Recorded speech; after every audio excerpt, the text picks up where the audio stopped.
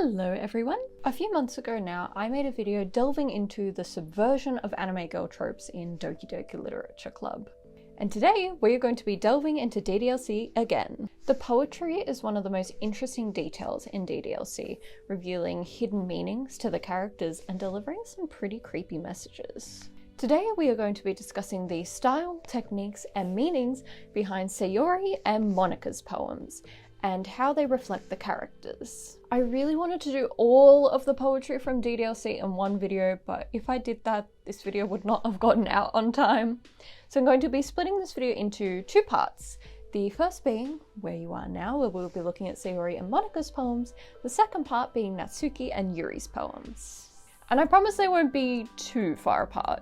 DDLC is a very dark game with some very dark topics, and we are going to be talking about some of those today. So some very important trigger warnings for this video for suicide and depression. Please take care of yourselves. If these topics are going to be upsetting for you, go check out a different video. I have silly DDLC videos as well. Let's start from the top with everyone's favorite girl, Sayori. Sayori has a very distinct cutesy style to her poetry. They are simplistic and focus on everyday moments.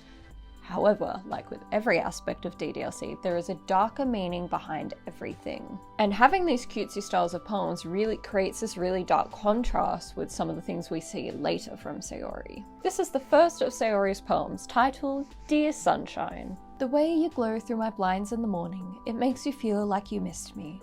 Kissing my forehead to help me out of bed, making me rub the sleepy from my eyes. Are you asking me to come out and play? Are you trusting me to wish away a rainy day? I look above, the sky is blue. It's a secret, but I trust you too.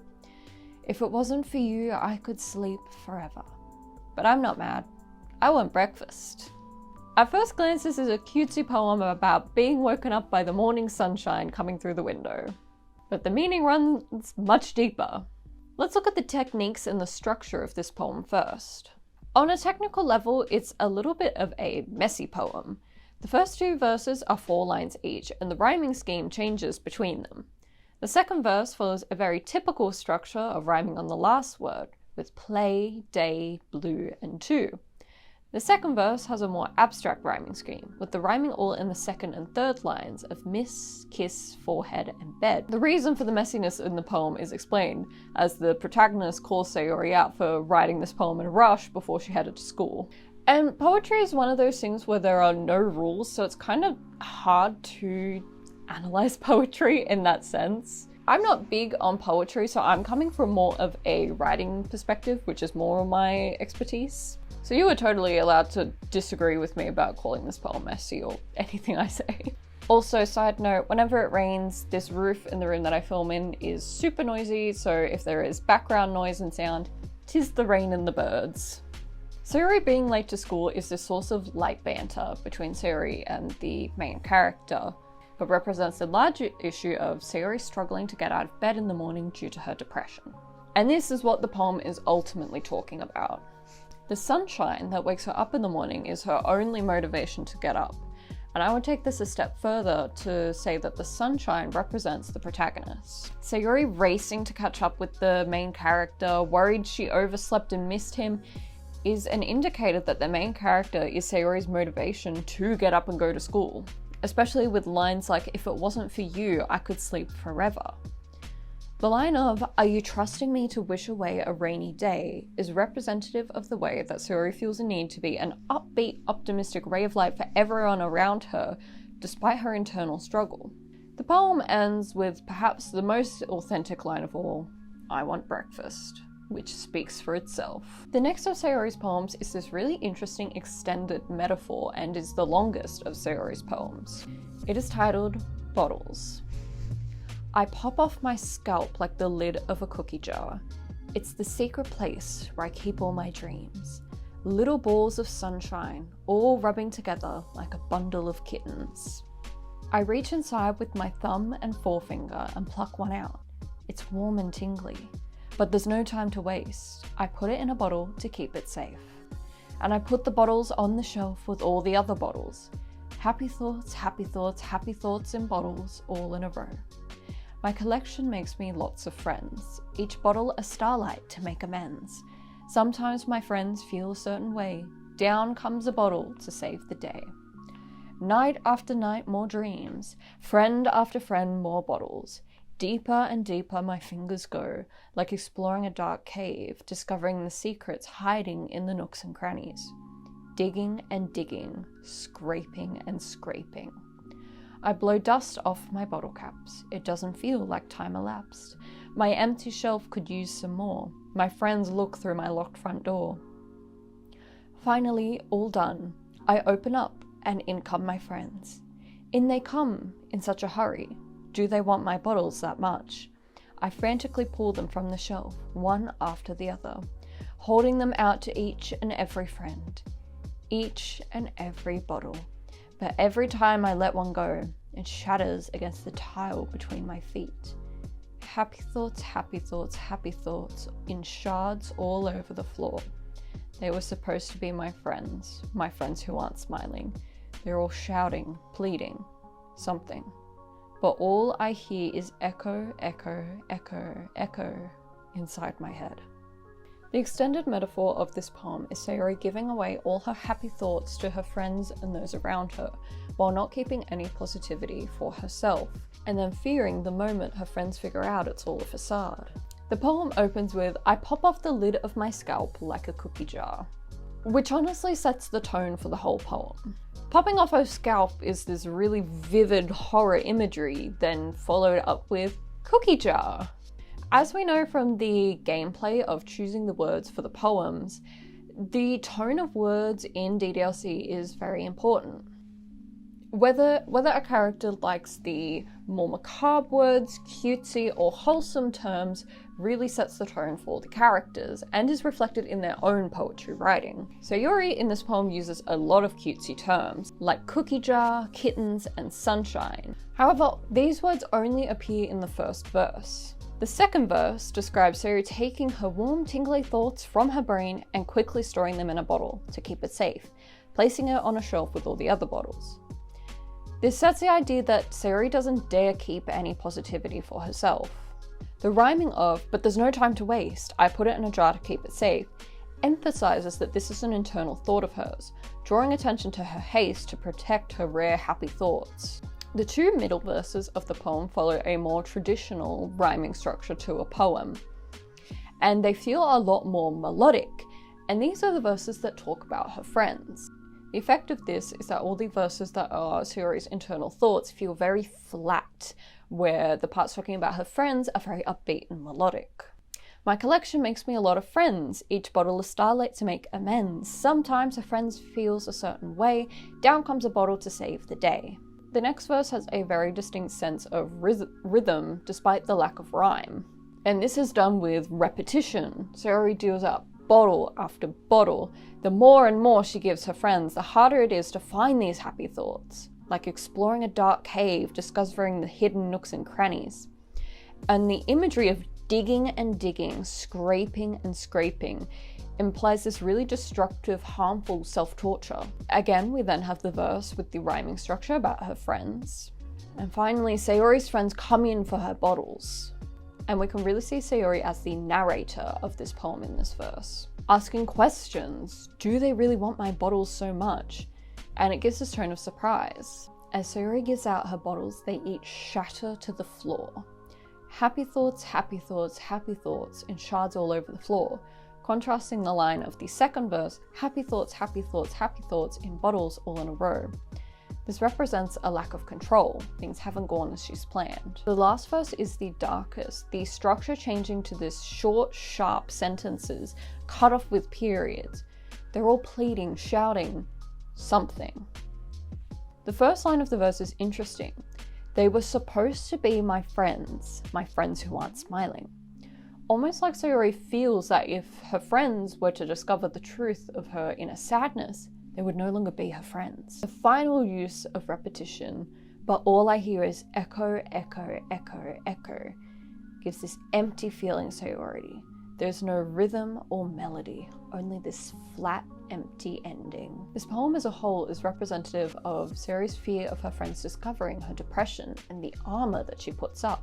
She pretends to be this positive ray of light to everyone around her, while she struggles internally, with no happy thoughts left for herself.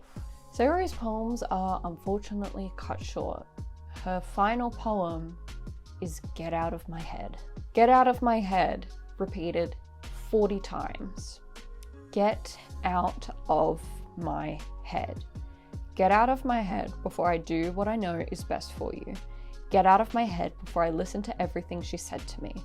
Get out of my head before I show you how much I love you. Get out of my head before I finish writing this poem. But a poem is never actually finished. It just stops moving. I don't know about you, but the final line of, "But a poem is never finished, it just stops moving," gives me like chills every time I read it. Get out of my head is as it sounds. It's Sayori struggling not to give in to her suicidal thoughts. This poem doesn't come wrapped in an extended metaphor or simile or allegory. It's not trying to hide what it's about. The mystery from this poem comes from the fact that in this point of the game, you don't have all the facts yet. The verses where Sayori talks about, "Before I do everything she said to me, do what I know is best for you."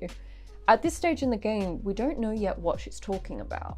Towards the end of the game, where everything has been explained by Monica, we know that Monica was trying to talk Sayori into giving in to these thoughts, and that from Sayori's perspective, this act would be what's best for you, which it absolutely isn't. The line of "Get out of my head before I finish writing this poem" almost makes this poem feel like a suicide note to me.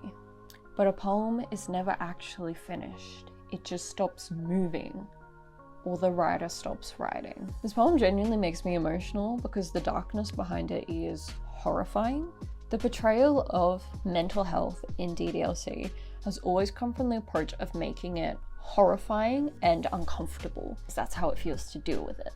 Get Out of My Head is a really strong example of this. And now that we're all mad at her, let's have a look at Monica's poems. Which, not gonna lie, Monica's poems, some of my favorites. Let's kick things off with Hole in Wall. It couldn't have been me. See, the direction the spackle protrudes. A noisy neighbour, an angry boyfriend. I'll never know. I wasn't home. I peer inside for a clue. No, I can't see. I reel blind like a film left out in the sun, but it's too late. My retinas, already scorched with a permanent copy of the meaningless image. It's just a little hole. It wasn't too bright. It was too deep, stretching forever into everything. A hole of infinite choices. I realize now that I wasn't looking in. I was looking out. And he on the other side was looking in. An extended metaphor! My favorite. The hole in the wall is Monica seeing into the real world and realizing her reality is fake. It's essentially a revelation of her prison. This poem is structured with very short sentences, cut off with periods, and uses a lot of very basic language, but it uses its word choice very effectively. Yes, it has figurative language, but it's more the tone of the poem, that structure, that gives it the meaning. The poem disguises the hole in the wall as a hole in the wall of what I would imagine would be in an apartment. The idea of finding a hole in your wall and peering into your neighbour's flat. Established through the lines of a noisy neighbour and angry boyfriend, like the hole was punched into the wall. The metaphor is lost as she looks into this hole and is blinded. The hole is too deep, stretching forever into everything, a hole of infinite choices. As Monica describes when she's asked the meaning of the poem, it's about a sort of epiphany she's had recently. The chilling moment of the poem is this further realization. She's not looking in, she's looking out. The poem ends, and he on the other side was looking in. Monica looking at you through the computer screen, seeing you and your world, and you are her new obsession. Now when you think about it, Monica is trapped within your computer, within your files. What hole in the wall would she find through your computer that she could see you through? Almost like she's looking through a webcam? Now, my theory that this poem means that she's looking at you through your webcam is not something I can back up, to be honest. But it would add another creepy meaning to this poem. And on to the next poem, Save me. This is where we really start to see more of the computer terminology seep its way into Monica's poems and her dialogue. And chronologically, it almost reads as a continuation of Hole in the Wall in terms of her epiphany she's going through. And to save me reading it again, here's me reading it as Monica in another video. The poem is called Save Me. The colors, they won't stop. Bright, beautiful colors. Flashing, expanding, piercing, red, green, blue, an endless cacophony of meaningless noise. The noise, it won't stop. Violent, grating waveforms, squeaking, screeching, piercing, sine, cosine, tangent, like playing a chalkboard on a turntable, like playing a vinyl on a pizza crust. An endless poem of meaningless... Load me. I love when written horror uses like alternative formatting to put you on edge. It's kind of a specific technique. Sorry, there is so much wig hair going on here. It's kind of a very specific technique, but it's always so effective. The only other example of this I can think of is the novel Wilder Girls by Rory Power, where from one of the girls' POVs, it has this jumbled, like she just hit tab as she was writing. The writing is all over the page, and it puts you on edge because it's not following what you're used to. You don't know what's happening next. It feels out of control. And Monica herself even comments on this. This poem is Monica's descent, essentially, a descent into madness. She sees you, sees the outside world, and now the spiral into madness begins. The flashing, expanding, piercing colours are red, green, blue, these colours being those which a computer screen uses. The poem uses a lot of scientific and mathematical terms to set this idea of Monica becoming aware that her surroundings are all code and artificial, with words like sine, cosine, tangent, and describing noise as waveforms. Like playing a chalkboard on a turntable, like playing a vinyl on a pizza crust, gives this confusing simile of this awful noise intertwined with the idea that everything is being turned upside down. Nothing quite makes sense anymore. The final line of the poem is cut off, Monica realizing the meaninglessness of her existence before giving her final words, "Load me." The poem is one of the earliest indicators we get in-game that something is amiss. It gives the idea of Monica wanting to start again, and also feels off, as this is an in-game character referring to the idea of being in a game. The last of Monica's Act 1 poems really stands out in contrast to the previous two. This poem is The Lady Who Knew Everything. An old tale tells of a lady who wanders the earth, the lady who knows everything, a beautiful lady who has found every answer, all meaning, all purpose, and all that was ever sought. And here I am, a feather, lost adrift the sky, victim of the currents of the wind. Day after day I search with little hope, knowing legends don't exist. And when all else has failed me, when all others have turned away, the legend is all that remains, the last dim star glimmering in the twilight sky. Until one day the wind ceases to blow, I fall, and I fall and fall even more, gentle as a feather, a dry quill, expressionless. But a hand catches me between the thumb and forefinger, the hand of a beautiful lady. I look at her eyes and find no end to her gaze. The lady who knows everything knows what I am thinking. Before I can speak, she responds in a hollow voice. I have found every answer, all of which amount to nothing. There is no meaning, there is no purpose, and we seek only the impossible. I am not your legend. Your legend does not exist. And with a breath, she blows me back afloat, and I pick up a gust of wind. That's a lot to unpack. The thing that sticks out to me the most about this poem is the use of nature imagery, which is in direct contrast to her previous poem. Where Save Me used computer terminology, this poem talks about the earth, feathers, and wind. I believe this poem is Monica's acceptance that nothing is real and thus nothing matters. She's gone from seeing the outside world, being sent mad by it, to accepting it. She describes herself as a feather, lost in the wind, drifting in her confusion. She seeks the legend of a lady who knows everything.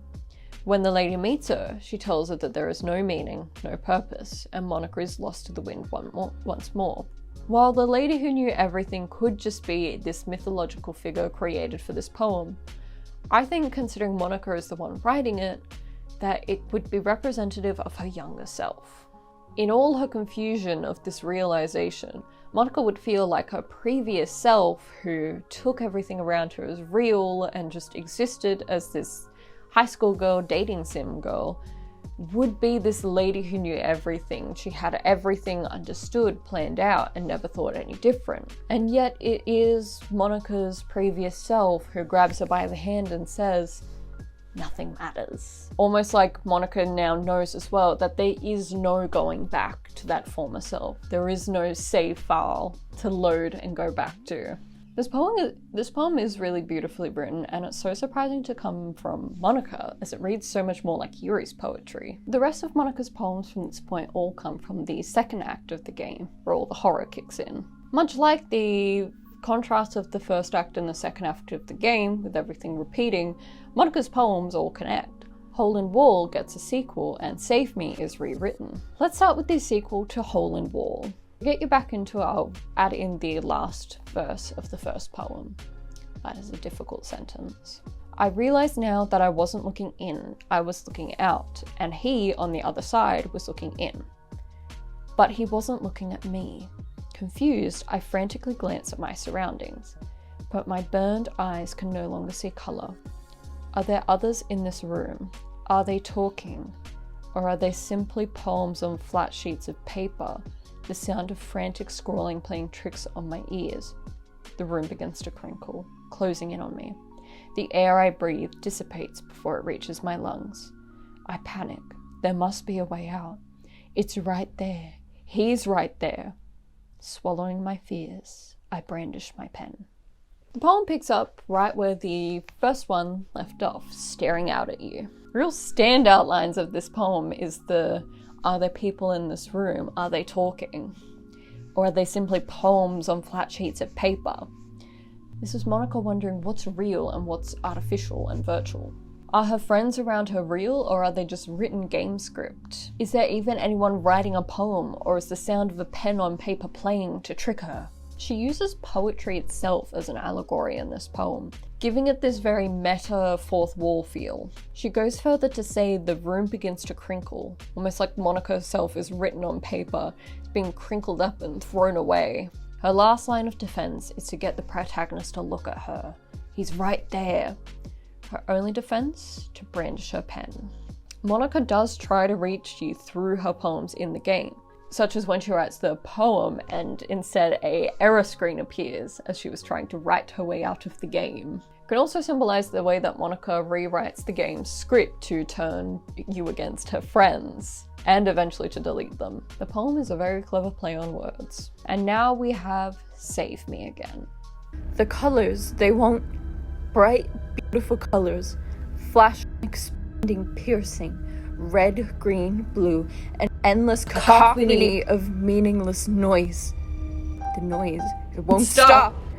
Violent, grating waveforms, squeaking, screeching, piercing, sine, cosine, tangent, like playing a chalkboard on a table, like playing a knife on a breathing rib cage. Endless poem of meaningless. Delete her. In many ways, this poem is the same. In many ways, it is not. Looking at the poem analytically, there's not a whole lot to go through that I didn't already go through earlier. The purpose of this poem is quite clear. It does exactly what the game does across Act 1 and 2. Act 1 gives you a sense of norm with the characters and establishes security, where Act 2 takes it all and puts it on its head, making you feel unsafe. Where Act 2 deteriorates and shows you the horror behind it all. The game becomes plagued with glitches and errors, much like this poem, with letters and words missing. The capitalized letters are really effective, making certain points stand out, especially stop, knife, and breathing ribcage, which I think would be a standout regardless. 10 out of 10 spooky poem. And lastly, Monica's final poem and final testimony, happy end. Pen in hand, I find my strength. The courage endowed upon me by my one and only love. Together let us dismantle this crumbling world and write a novel of our own fantasies. With a flick of her pen, the lost finds her way. In a world of infinite choices, behold this special day. After all, not all good times must come to an end. Finally, a peaceful poem. Or is it? This one reads a lot more simply. Monica believing she got everything she wanted. Her happy end. In a very subtle way, this poem continues The Lady Who Knew Everything, with Monica describing herself as lost, but has now found her way. While Monica doesn't label this poem as Hole in Wall, it can read as a continuation again. Hole in Wall 2 ends with swallowing my fears, I brandish my pen, where this poem starts with pen in hand, I find my strength. The perspective of the poem changes midway through, the first verse written in first person, the second switching to an omniscient narrator. I'm not sure the meaning behind this, to be honest. The other interesting thing about this poem is that it quotes from Monica's songs. The lyrics to Your Reality are drawn from some of Monica's dialogue in the game, such as move your hand right the way into his heart, which is part of Monica's writing advice early in the game. Some lyrics are reflected in the poem too, namely a world of infinite choices, behold this special day, which in the song lyrics are, but in this world of infinite choices, what will it take to find this special day? Ominously, the poem ends with, not all good times must come to an end. You and Monica together forever. But unfortunately, this video does have to come to an end. Like every aspect of DDLC, the poetry is riddled with intricate details, with further spooks alongside characterization. Art is supposed to be self-expression, and these poems are the characters' self-expressions. Thank you so much for watching this video. This has been a lot of poetry reading and talking. Make sure that you are subscribed so that you don't miss part 2. It shall hopefully be up in April. And while you wait, my channel is full of DDLC content and cosplay skits, so go check it all out. And let me know your thoughts on some of these poems in the comments below. Things I missed, things that maybe can be interpreted in other ways.